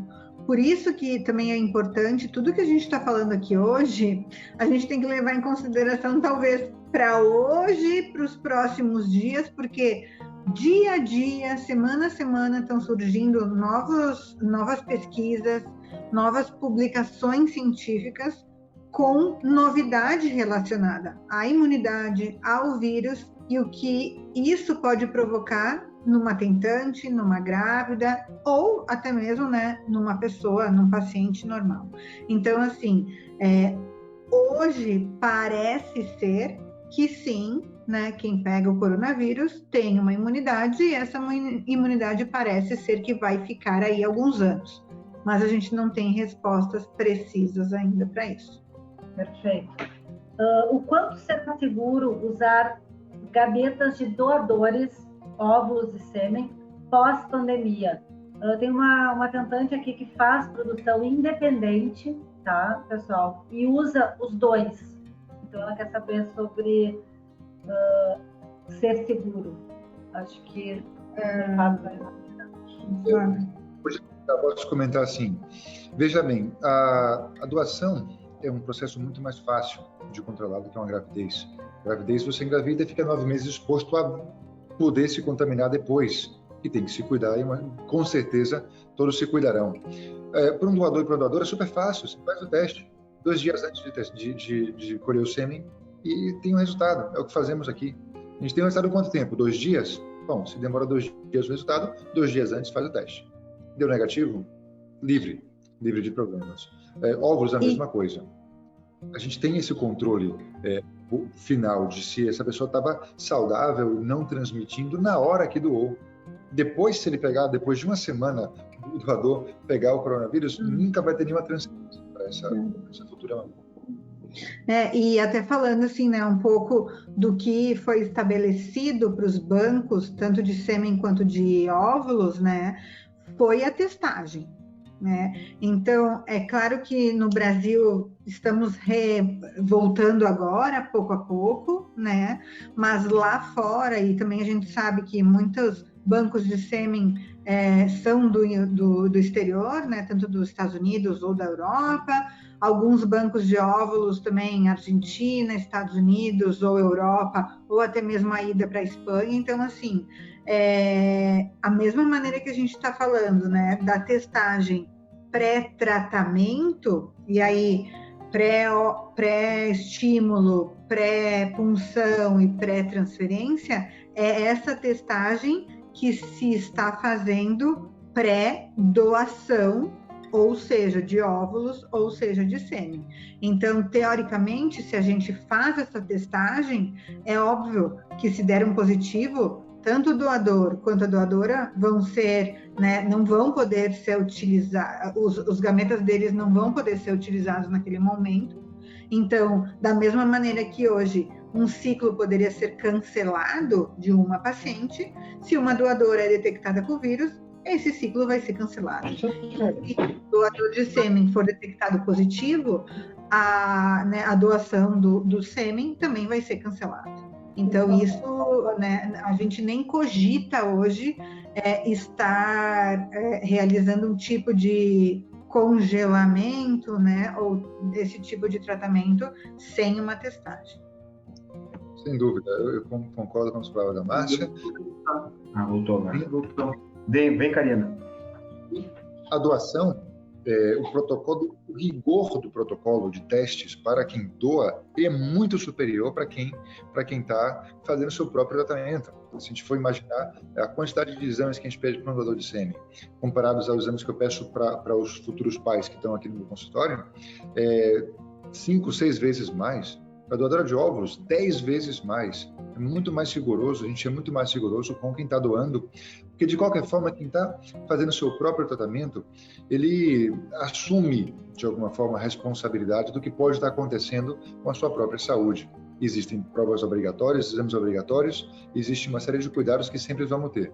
Mas quem está doando não está assumindo nenhuma responsabilidade. Quem está assumindo somos nós, a instituição que está promovendo essa doação, e tomamos cuidados extremos, provavelmente exagerados, mas então, assim, jamais nem pensar em ter um doador não testado. Se a gente testa o paciente e o profissional que está fazendo, o doador é absurdamente testado também, então não tem dúvida nenhuma.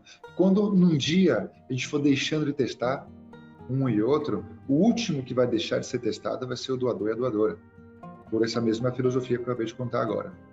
Daqui a 3 anos, já não vou estar fazendo mais o exame mensal de Covid, minhas pacientes vão fazer se quiser, não vão estar obrigatórios, mas os doadores vão continuar fazendo até a gente ter, né, uma maior segurança. Uhum.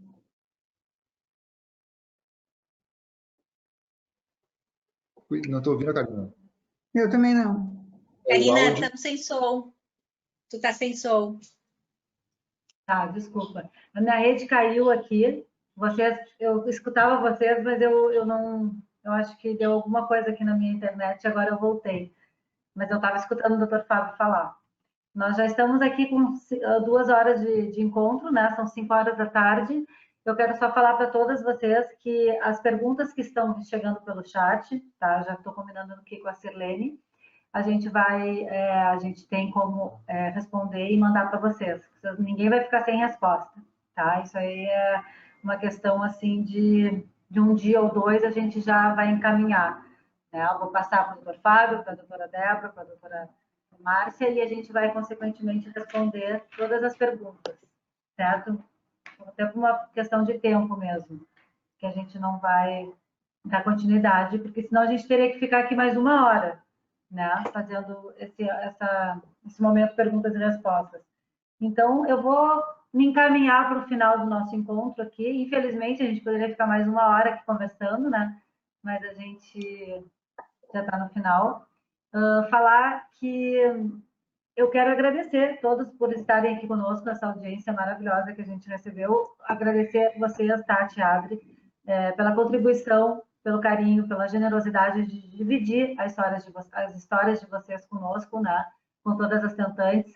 A doutora Débora, a doutora Márcia e o doutor Fábio, que estão conosco mais uma vez, né? Ajudando a gente a passar por esse momento, dando leveza na nossa caminhada, e dizer que realmente a única maneira de prevenir tudo isso, pessoal, é fazendo os testes, né, doutora Márcia? Então, não tem outro jeito. A gente precisa tomar as rédeas, né, da nossa vida, das nossas decisões, e mais do que nunca agora, a gente precisa ter, assim, responsabilidade e fazer a nossa parte, volto a falar, assim como as clínicas, elas também estão tendo que fazer, muitas vezes, novos protocolos, né, doutor Fábio? Assim como o Genomics, que também fez um protocolo de biossegurança ali quando começou a pandemia. Então, eu acho que as clínicas também, elas precisam, muitas vezes, até alterar os protocolos já existentes, se necessário, né? A gente precisa que a clínica faça parte delas, mas a gente também precisa ser responsável e reiniciar esses tratamentos com segurança, né? Para isso, a gente precisa dar uma pensada qual é o momento realmente exato para recomeçar tudo isso. Então, vamos pensar nisso com carinho, né? Eu sei que tem essa angústia toda, mas a gente não pode também botar em risco a nossa vida, os nossos nenês. A gente precisa começar, mas com responsabilidade. Mais uma vez falando, né? Então, fica aí, um terço da população do mundo já foi infectado, né, pessoal? A coisa é séria, né? Então, a gente precisa simplesmente dar uma pensada e seguir esse tratamento da maneira mais apropriada.